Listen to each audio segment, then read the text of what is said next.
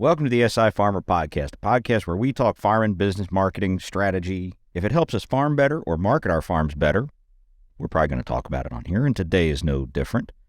The other day, I was working cattle.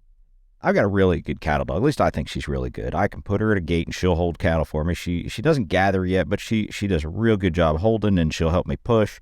Can hit her on cattle, and she'll go up and grab them and come right back. I mean, she's a really good dog.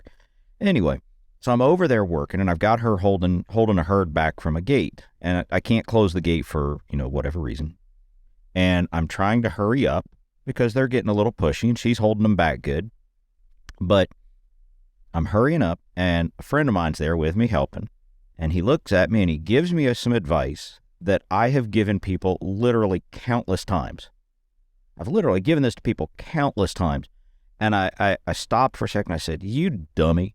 You're not even taking your own advice." And it kind of made me laugh, and I kind of stopped and took my own advice given to me by my friend, and it works. It just works, and it helps us. It helps us in a lot of different areas, not just marketing and business, but it helps us in life. It helps us in especially if you're a competitor. So anyway, let's get into it. I have a love-hate relationship with marketing. Really? I've got to do what? All I want to do is farm. Welcome to the SI Farmer Podcast. If you want to market your farm, farm-based business, or craft food business directly to the consumer, this is the place for you. Welcome to the show. So there I am, hurrying up, and we make these ratchet straps. We actually cut the hooks off of one end of a ratchet. We make big ones and little ones. I keep 3 or 4 of them in my truck most of the time. They're just really cool because we take just a regular old ratchet strap and we cut the hook side off of the ratchet, and we take the long end and we cut the hook off of it, and then we sew it back to the ratchet. So literally the ratchet just ratchets to its strap. We call it a loop ratchet. I don't know what you'd call it, but it basically just loops to itself. So you can ratchet panels shut. You can ratchet. It's just a handy little thing that we make here on the farm. When they get really small, they're hard to pull apart. So I'm in this pen, in this barn. I'm taking some panels down because I've got to get in there, and I've got my dog holding the cattle, and I'm trying to hurry up to get this ratchet undone. And I'm yanking and pulling and trying to force it apart. And my friend looks at me. He's standing there watching, and he says, "Slow down." And I stopped and laughed for a second because I have told people for years, and I've gotten this advice myself for years, and it's really good advice. And it's slow down. If you want to go faster in doing something, slow down. So I stopped and I slowed down. And sure enough, within about 5-10 seconds, I had it apart, had everything done. Everything worked out great. But that advice is, man, it's you don't think about it. We don't think about how we learn very often. When you sit back and try to understand how we absorb information and then apply it to our lives. We learn however we learn it, and then we move on. But understanding how we learn something is critical. I'll give a great example is years ago, my kids were little and they were team roping, and my good friend looks at me and says, "Well, you ought to learn." And I'd ridden before, but I had never roped, so I started. And I worked for months and got my swing down, and finally I found myself a good head horse, and I bought myself a head horse, and I went in there and I backed into the box the first time on live cattle. And I'll never forget this because it was the first time in a long time where I was learning something completely new, completely foreign to me. I had never done. And so I back into the box, and I'm ready. I nod my head. They loose the steer. Me and my team roping partner, we run out, and at the end of the run, I don't remember whether I caught or missed. I could not tell you what happened in the run. Everything happened so fast that I couldn't process it all. And I think that when we talk about how we learn, we think about, well, the first time you do something, man, it's so complicated, and our brain's really trying to catch up and figure out what happened. Well, after about 100 runs or so, now I can tell you footstep by footstep what goes on in my run. And so when you back into the box, you go, I can tell you, well, I was a little bit late coming out on the car. I saw a neck around or saw a hip around or whatever I was looking for. I can tell you whether when I threw and what stride. You can talk about those things because now you've learned it so well. And I don't say I'm a good team roper, not even close. I'm still a beginner. Years into it, I'm still a beginner. But you can talk about it because you start to understand it. And I give this advice to young producers and engineers because I still do a lot of producing and engineering and in the media industry. And I give young producers this advice all the time. And it is always, and we got this advice from our grandparents, I'm sure, it is almost always faster to do it right the first time than it is to do it fast, screw it up, and then have to do it a second time. Almost always faster. In fact, I would say 99.9% of the time it's faster. Sometimes you have to slow down to do that. And it's where the phrase, slow down to go fast. When you're learning something new, when we are, for a lot of people, a lot of the guys that I know that I talk to about marketing, they've got good businesses, but they're trying to market them and take them to the next level. And my advice is slow down, you'll go faster. So take your time. When you're, the first time you have to, we talk a lot about in our community about producing, I call it producing. You're just shooting a commercial you're shooting a video about your business, or you're shooting a video. Well, for most people, this is a new thing. And there's getting the phone, if you're shooting on a smartphone, for example, if you're shooting with your phone, and then you've got to think about the video, and do you have it framed right? So does your video look good on the phone? And you're worried about the technology because you want to make sure you're shooting in the right modes, and how's your audio, and, how's this going to cut because you got to edit it. Slow down. Take a few extra minutes, make sure you got things right. Take a few extra takes. Slow down to go faster. And as you get better and you get more experience, then you go faster because you're understanding what you're doing. You know what you've gone through this process, but you can't just jump in and do it lickety split because you have to learn. And the process of learning and how we learn and understanding how we learn, and I don't care whether you're talking about team roping or you're learning production, or you're learning to market, or, for me, learning to farm. And I've made some big mistakes. That's why I teach marketing and not farming. I'm still learning farming, and most guys I know say I'll never learn it all. And man, the more I learn, the more I know that I don't know.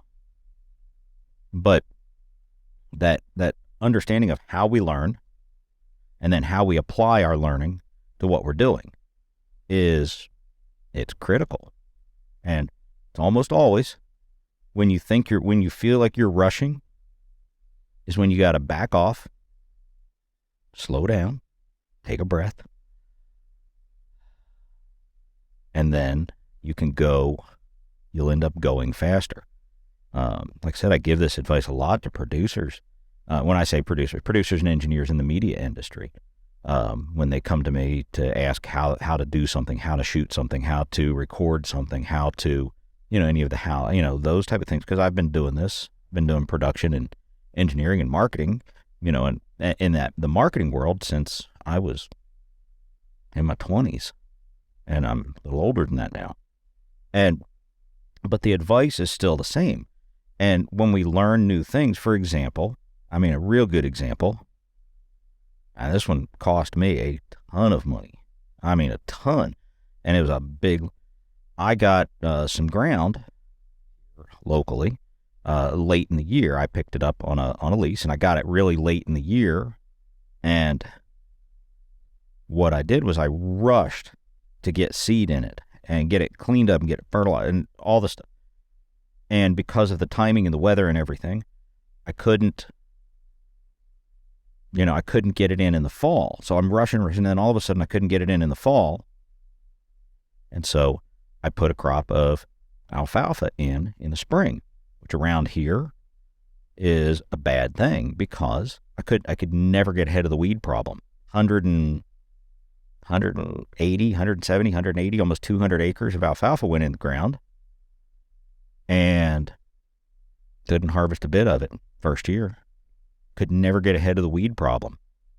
Never get ahead of the weed problem. So I ended up mowing this 170 acres every 24 days, whatever it was, to keep the weeds from going to seed. And now to hope to get it the next year. And it was a big, expensive problem. And what I should have done, had I had half a brain in my head, and had I slowed down, was instead of rushing to get it planted in the spring, I should have, with hindsight, had I slowed down, said, you know what, just put it in grass.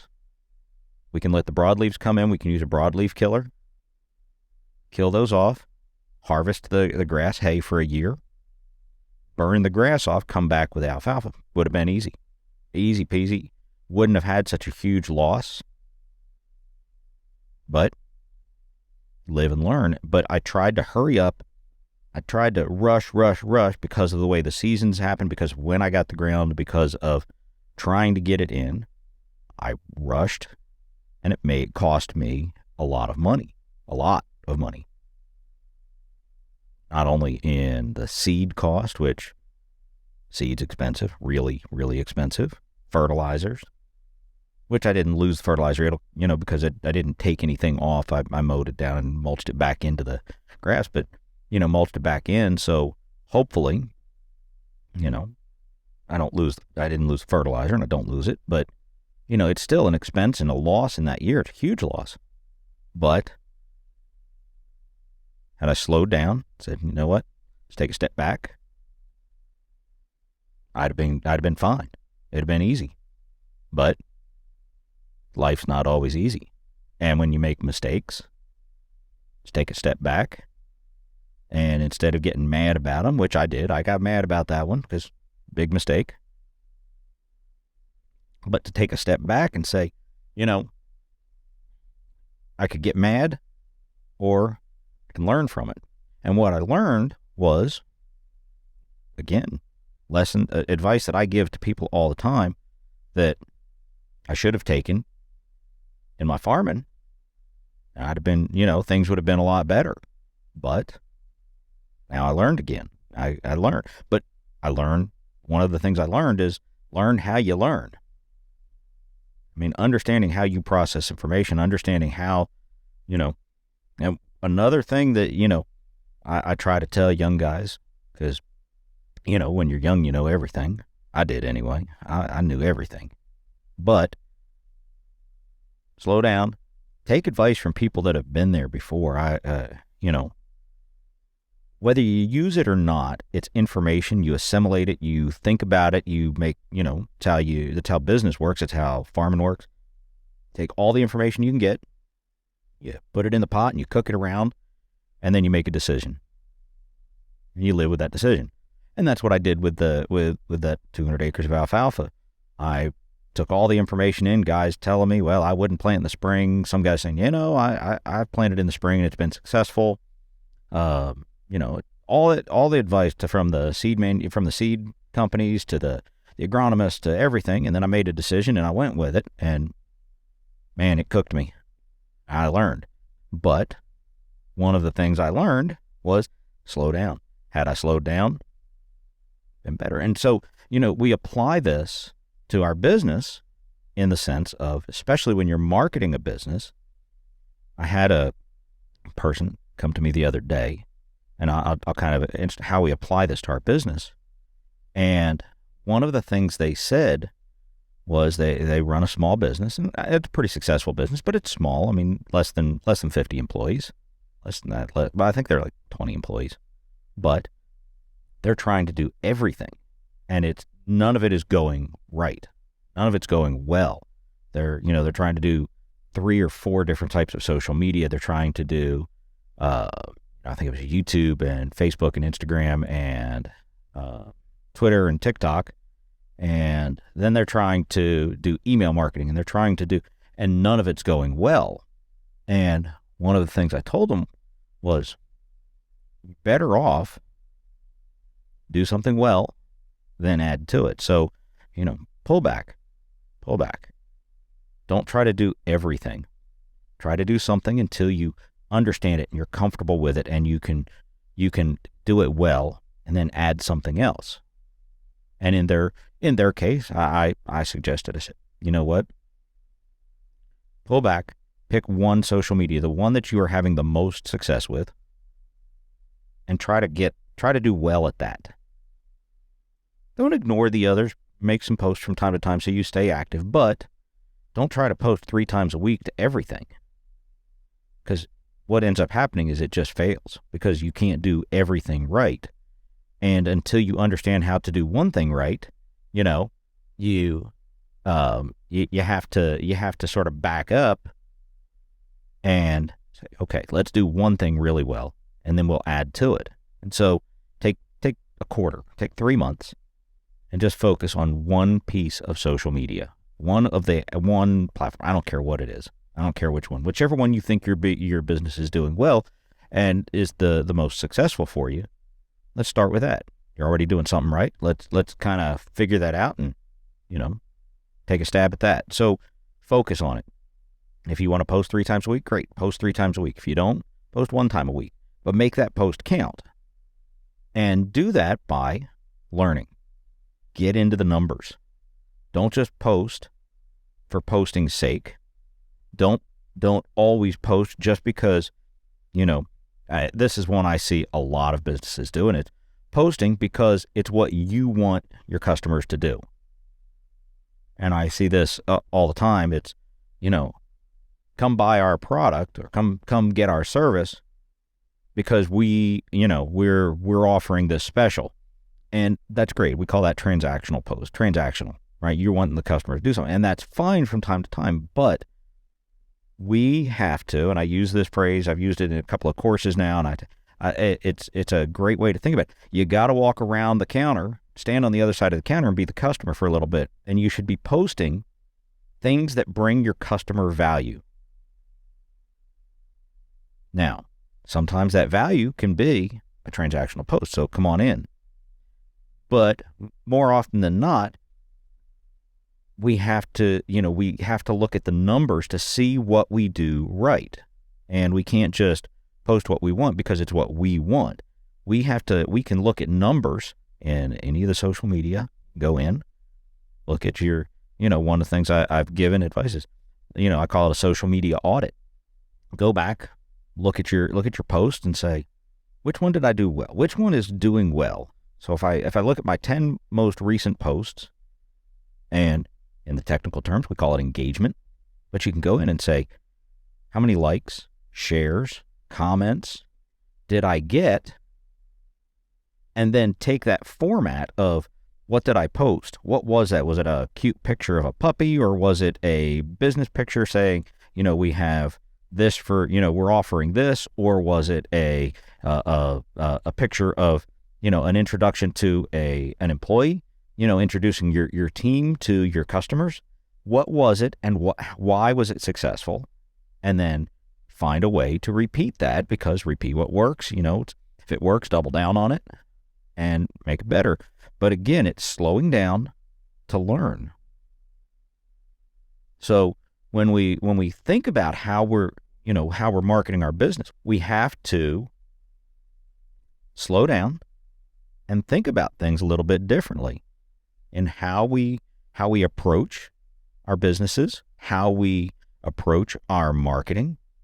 Slow down a little bit. Do one thing really well, then add something to it. Because when you're doing it really well, you sort of understand it, you sort of get the grasp of it, add something to it, slow down with that, learn it, understand it, and it'll go faster, it'll go easier, smoother, you'll get better at it. And that advice, again, from me trying to yank that strap off of a gate, was slow down to go fast. When you slow down, think about things, think about how we learn, think about how we approach problems, and then come back with a plan, by looking at the numbers, by looking at whatever it is you're trying to accomplish. Look at it, come up with a little mini plan in your head of how you're going to attack that problem, and then attack it. And when you're done, analyze it. And I'll tell you this, when my kids rodeo, when my kids were growing up and they were rodeoing, one of the things we would do is the first thing I would ask them when they got out of the arena was, okay, let's talk about your run while it's fresh in your head. Talk about it. What did you do right? What did you do wrong? And my kids would always, it's hard in that moment when things are going so fast, but when you force yourself to think about that run right away, you think about it coming out and you're saying, you know what? Did this really well. Man, but I didn't get my rope up fast enough. Or we do it when we work cattle. Every time we work cattle, what worked, what didn't work. We had crazy mama went over a gate a couple weeks ago. I mean, she just, all of a sudden she was going in smooth. Everything was going good. And all of a sudden she just turned and panicked, went over a gate, almost got somebody hurt. And so when we're done, we're like, what did we do right? What did we do wrong? Is there a problem with the facility? Do we have sight lines wrong? Did we push her wrong? When I say push, we walk behind them and kind of, and push them into, push them down alleyways. And, what do you do? Did we do anything wrong? And that's that we analyze that because we talk about it right when it happened, because it helps us learn, understand what we do right, understand what we do wrong, so we can fix it in the next time, fix it in the next one. So, with that, that's pretty much what I had for today is slow down to go fast. And it really, really works. Take my advice, even if I don't take it myself. And, somebody needs to give me that advice every once in a while. Have a blessed day. Good luck, and God bless.